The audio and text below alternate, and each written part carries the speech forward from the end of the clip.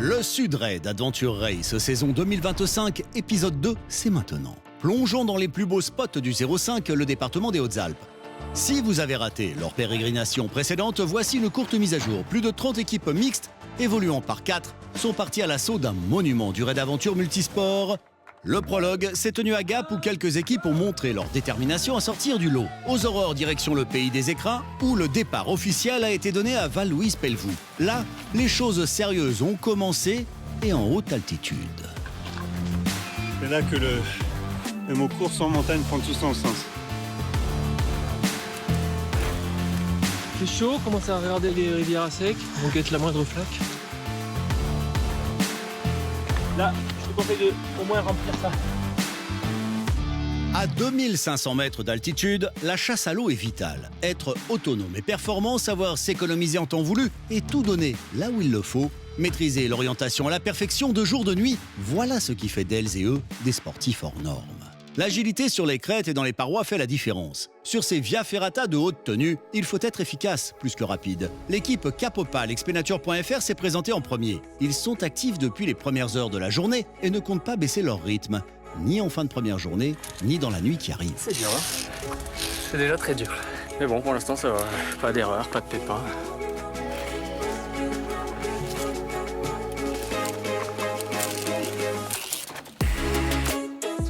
Derrière eux, l'équipe des Absolu Raid qui ont dû modifier leur équipe à la dernière minute.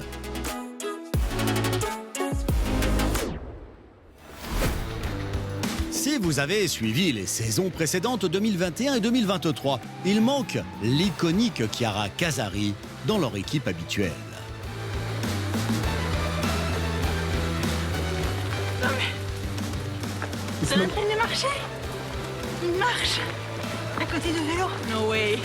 En photo itinéraire, non? Allez mon yo-yo, c'est parti là. Si on a froid, on accélère. Ah, ce célèbre si on a froid, on accélère, donné au milieu de la nuit. On se dit quand on passe la ligne, ouais, ça fait du bien, on arrête un petit moment et tout, puis en fait le lendemain, bah bing, on regarde les calendriers et on se réinscrit parce que bah, en fait c'est une drogue, et on sécrète une petite hormone d'excitation là qui fait qu'on est dépendant de tout ça et que c'est magique quoi. On est content de se remotiver, mais ça a été un peu compliqué cette année avec la blessure de Chiara Casari, la féminine avec qui on court d'habitude. Elle s'est blessée au mollet, donc on pensait que ça allait tenir, et en fait, il n'y a même pas 10 jours, elle a ressenti une douleur et elle a dit c'est mort, je ne pourrais pas le faire. Dans le raid, comme on fait là, il faut une féminine au minimum, quoi. Je remplace Chiara Casari, donc j'ai signé il y a 4 jours maintenant. J'ai eu l'expérience il y a longtemps, mais voilà, j'ai pas l'entraînement d'habitude, mais je sais où je mets les pieds, ouais. Notre magicien a été toujours magique, hein. Il est toujours bon, notre petit orienteur, donc on a gardé notre petit rythme classique et après, nous, il a besoin de personne. On le nourrit un peu, on le fait dormir et puis il oriente pendant 70 heures. Ok. On va pas se plaindre quoi. Il est vraiment très bon, il adore ça. Bon, il bosse chez IGN, il triche un peu. Ah oui. C'est lui qui dessine les cartes, donc il comprend un peu mieux que les autres ce qu'il y a dessus quoi. Puis moi, j'essaye de les conduire à bon port parce que je suis souvent devant à les guider. Et faut que je reste concentré tout le temps, mais faut être focus sur 70-80 heures d'orientation. Avec l'expérience, j'arrive, voilà. Avec un peu de sommeil aussi, c'est pour ça que je négocie 1h30, 2 heures. Et oui, suivre ces athlètes nécessite d'être à leur côté de jour comme de nuit, car leur manière de se reposer est assez unique et à gérer en autonomie. C'est une course dans la course. Dès qu'il y a une occasion, comme sur les arrêts chrono obligatoires sur cette via ferrata, on s'étend au sol et on prend quelques minutes de sieste, une version assez spartiate du repos. Du côté de l'équipe éphémère, on est toujours dans le coup, mais on peste déjà sur les quelques menues erreurs. On a déjà fait des boulettes en CO grâce à moi. Du mal à passer à autre chose, moi.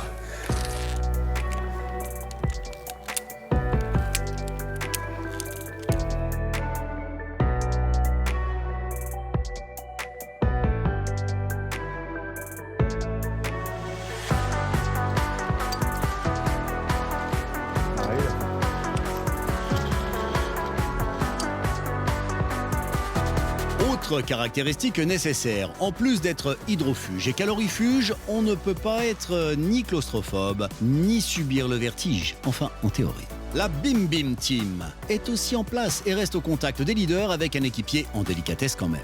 On essaie de pas trop s'affoler parce qu'il y a pas mal d'équipes autour de nous. Petit mal de ventre chez l'un de nous, mais ça va se passer. C'est dû à la chaleur de la journée. Ouais, c'est moi qui suis un peu mal. Temporise. Hello. les lumières de la fin de journée qui vont arriver. Parce que je pense que je suis pas sûre qu'on monte plus haut que ce point-là. Non, moi de ce côté ou de ce côté, c'est bijou.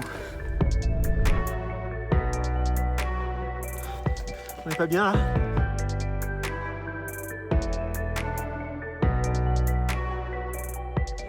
Raid, c'est vraiment un sport fabuleux. Le fait d'être en équipe à 4, en mixte, de partager des choses très fortes pendant quelques jours là, qui sont assez uniques, c'est quelque chose qu'on retrouve nulle part ailleurs. Il y a de la difficulté, il y a la gestion du sommeil qui nous met tout le temps à mal, il y a la météo qui est compliquée, mais sur la distance en fait, et du coup on devient un peu à fleur de peau et il faut gérer ça. Il faut gérer ça surtout en collectif, donc c'est pas une gestion individuelle de l'effort.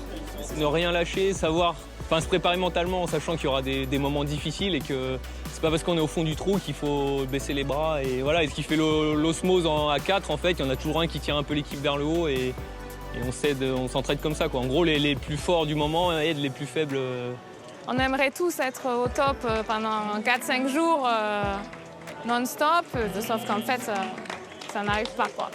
Voilà, avancer tout seul individuellement, ça sert à rien. L'idée, c'est d'avancer au même rythme, au rythme le plus rapide, à 4 jusqu'à la fin.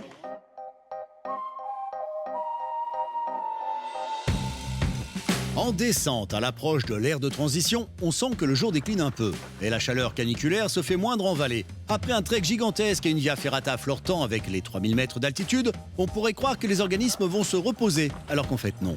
Les caisses de VTT sont prépositionnées et c'est au pas de course qu'on les rejoint.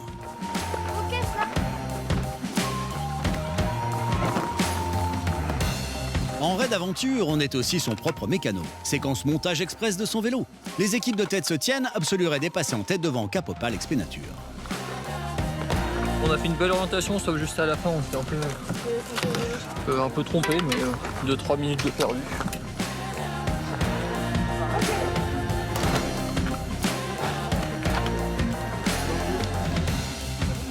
Le VTT est aussi un des sports majeurs dans ce raid aventure phénoménal. Ces équipes, obligatoirement mixtes de 4 sportifs, sont ici les meilleurs du monde et peuvent se frotter à cette épopée sportive qu'est le Sud-Raid Adventure Race, choisi cette année pour être aussi la finale de Coupe du Monde de l'Adventure One World Cup.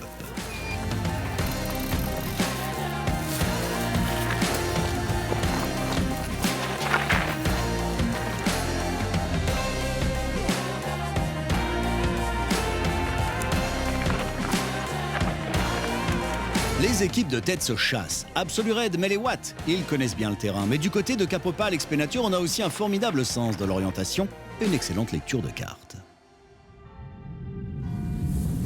Sur la carte 3D, le suivi en temps réel montre bien comment se comportent les équipes. La particularité de la course, c'est que les choix d'itinéraire sont libres. Absolu Raid mène et opte pour une piste roulante, tandis que Capopal Expenature choisit une option plus courte à base de portage. Deux options qui se valent, mais qui n'ont pas la même intensité pour les Opalois qui vont y laisser des calories. La team éphémère est 3e, ce trio-là semble avoir creusé l'écart sur le reste des équipes. Ouais, ça couine, on fait de la musique pour les copains, pour les divertir un peu.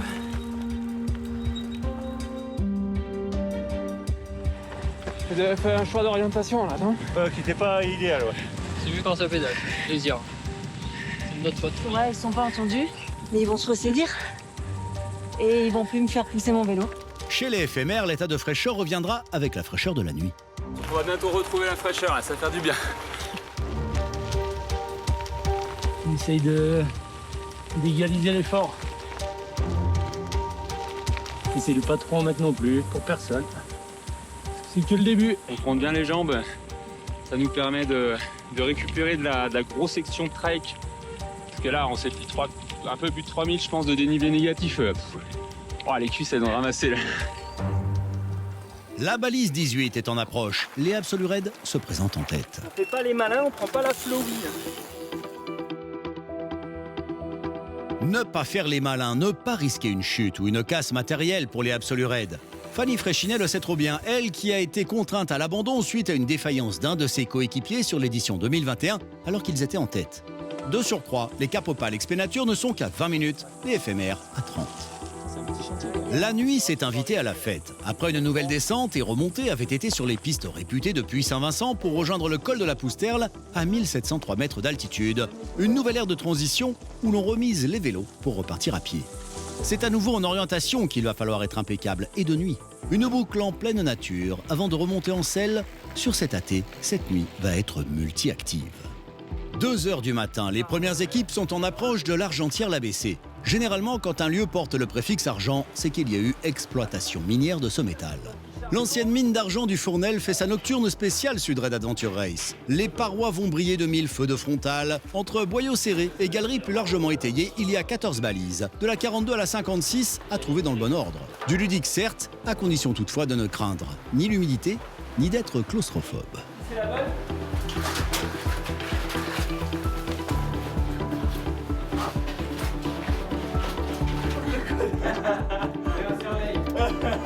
Après environ 17 heures de course, les premiers signes de fatigue se font sentir du côté des Absoluraides qui mènent. La chasse aux balises souterraines se fait ardue, la clairvoyance s'amenuisant avec la fatigue. C'est pas écrit tout à l'heure, galerie médiane. On y allait, on l'a pas vu.